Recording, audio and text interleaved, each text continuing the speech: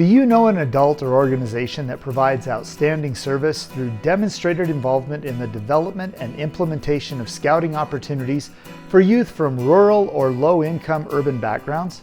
Well, if you do, did you know that there's a BSA award you can nominate them for to recognize their contributions to your community?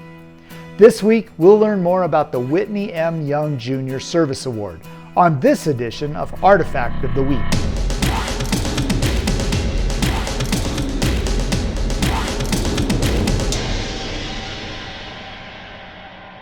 Whitney M. Young Jr. was born in Shelby County, Kentucky on July 31, 1921.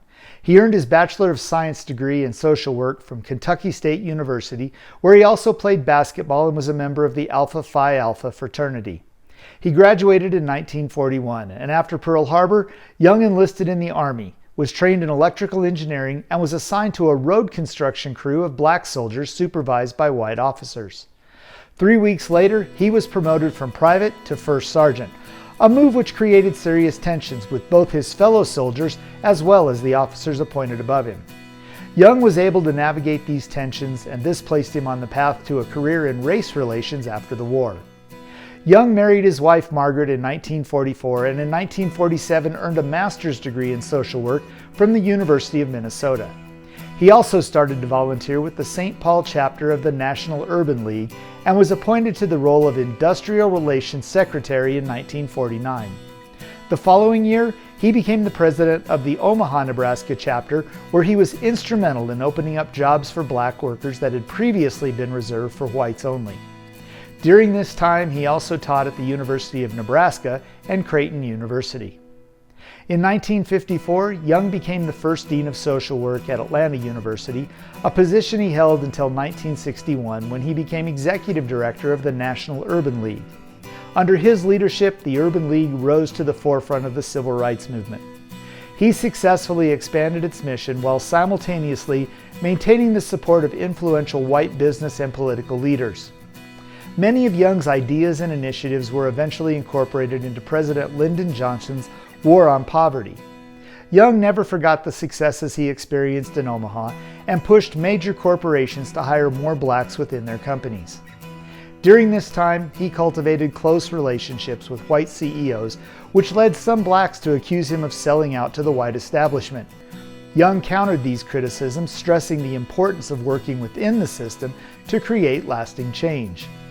Despite his understanding and willingness to do more from the inside, he also knew there were times to take a stand in favor of civil rights by broadening the approach of the Urban League, expanding its services, and launching new programs aimed at providing equal opportunity in employment, education, housing, health, and welfare. In 1963, he was one of the 10 organizers of the August March on Washington, in opposition to many of his white business allies. To quote Young, "At the critical moments, you've got to be there and be counted." Whitney Young was a well-educated, articulate, widely respected individual. He carved out a major role for himself and the National Urban League in the civil rights struggle, even though he never appeared on a picket line and he was never arrested. On May 24, 1968, Whitney Young was the keynote speaker at the 58th annual meeting of the National Council of the Boy Scouts of America. In his speech, he said, "Only the most naive optimist could fail to perceive that the winds of change are fast approaching to tornado proportions throughout the world's society, including our own. That the disinherited and the disillusioned and the have-nots of our society are not only aware of the pervasive gap between their standard of living and other people, but are doggedly determined to somehow change that condition. They are quickly gaining as strong and articulate and determined allies all of the young people of this country, whatever their nationalities. For us to ignore this wind of change, for us to glibly interpret it as a phenomenon of the moment, as a transitory incident which will pass away, would be the height of folly. We will do this at our very peril." I read this morning with a great deal of interest the story in the New York Times about the decisions which you made in the course of this conference. It's an impressive statement of intent, but I would remind you that history is replete with the yawning chasm between man's intentions and his deeds, between pledge and performance, between high aspiration and most often low attainment. It would be misleading to let you think you have taken on an easy task. I commend you for having taken it on. But in a period where we are most often the victims of more rhetoric than relevance and more symbolism than substance, it is awfully important for us not to leave this meeting as leaders of the Boy Scout movement with any notion that we've done any more than just articulate policy. This is going to call for the very best that your history and legacy has equipped you to do. The unfinished task of making real the dream of justice and equality for all calls us from our comfortable complacency, our insensitivity, our indifference. That task beckons with the finger of urgency to involvement. Participation in the realization of a dream, tempted as we are to take the wings of a dove and fly away to rest. We may get away from it, but we can't get away from it all.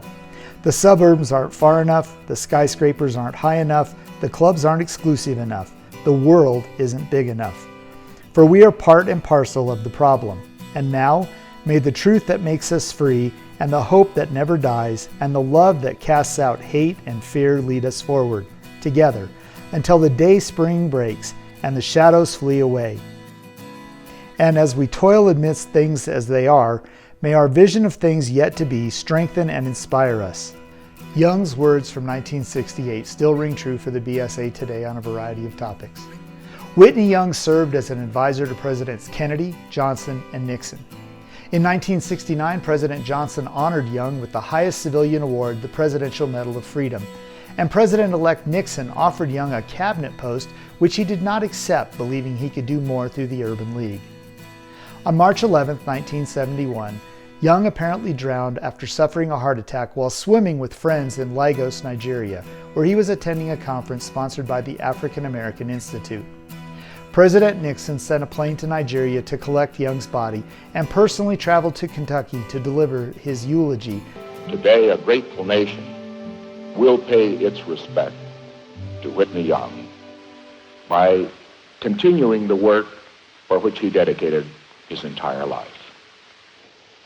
It is really easy to be for what is right. What is more difficult is to accomplish what is right.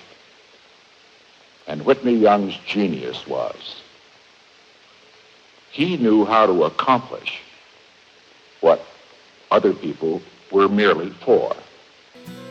The Boy Scouts of America created the Whitney M. Young Jr. Service Award in 1979 to recognize outstanding service by an adult individual or an organization for demonstrated involvement in the development and implementation of scouting opportunities for youth from rural or low-income urban backgrounds. This is a fulfillment of Whitney Young's dream of justice and equality for all, and is intended to recognize those that have made significant contributions in our communities but may not qualify for the Silver Beaver or Silver Antelope recognition. Since its inception, more than 4,000 individuals and organizations have been recognized for their efforts with disadvantaged and underrepresented youths in our community. Here at the National Scouting Museum, we have one of the original 1979 plaques in the collection, along with a number of other related recognition items. You can download the nomination form from the official BSA website under Awards Central. Well, that's all the time we have this week. Join us next time as we continue to learn about the history of the BSA while continuing to look at more of the museum's collection through Artifact of the Week.